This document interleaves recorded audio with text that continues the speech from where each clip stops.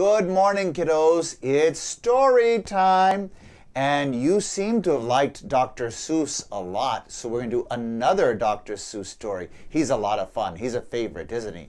This one's called There's a Wocket in My Pocket. Did you ever have the feeling there's a wasket in your basket?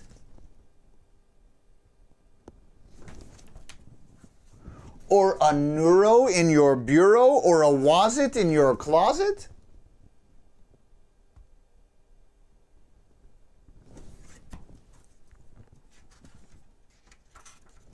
Sometimes I feel quite certain there's a jertin in the curtain. Sometimes I have the feeling there's a zlock behind the clock.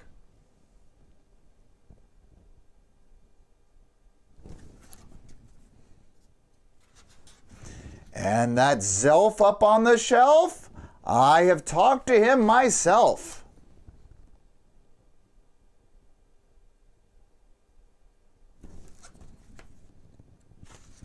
That's the kind of house I live in.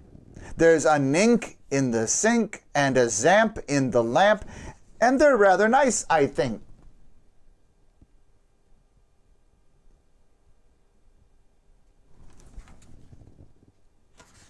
Some of them are very friendly, like the yacht in the pot. But that yottle in the bottle, some are friendly, some are not.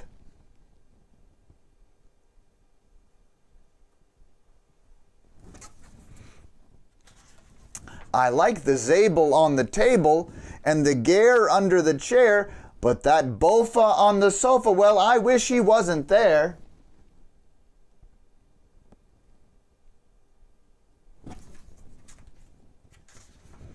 And those nubbirds in the cupboards, they're good fun to have about, but that noothgrush on my toothbrush, him I could do without.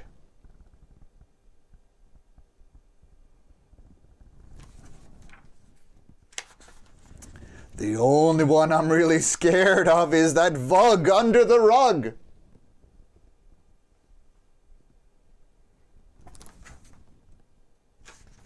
And that Quimney up the chimney, I don't like him, not at all. And it makes me sort of nervous when the Zol scoots down the hall.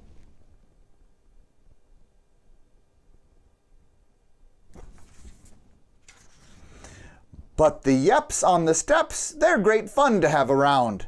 And so are many, many other friends that I have found.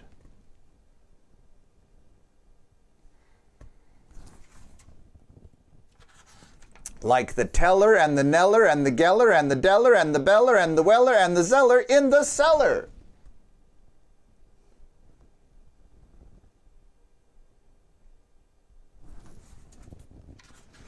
And the Geeling on the ceiling and the Zower in my shower.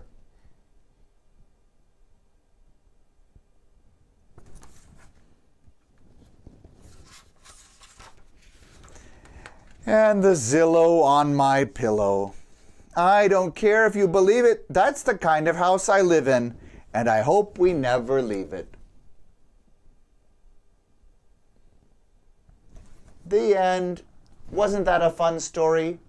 Now, sometimes when we like a story, it's because it tells a story. There's a plot, there's something that happens, and we follow the action, and it's exciting, and we like that. Other times we like a story maybe because of the images that are in it.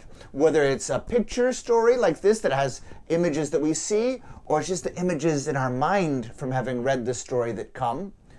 But sometimes it's just the language that we enjoy. In Dr. Seuss, I think there's a lot of that. There's a message that's in his stories, but a lot of it's just the fun and the beauty of the language.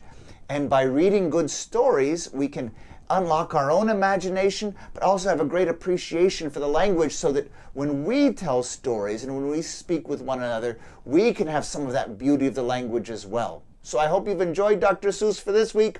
We'll see you next week for Storytime. God bless you.